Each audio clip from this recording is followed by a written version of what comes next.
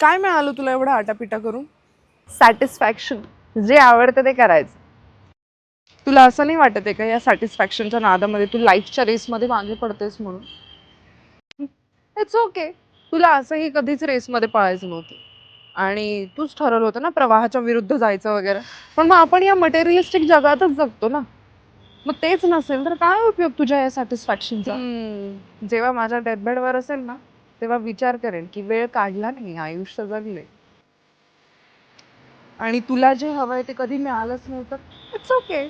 आपण प्रयत्न तर केला ना. किती सॉर्टेड आहेस ग तू. आपण सॉर्टेड आहे. तू उगाच कधी कधी ओव्हर थिंक करून कॉम्प्लिकेटेड कर.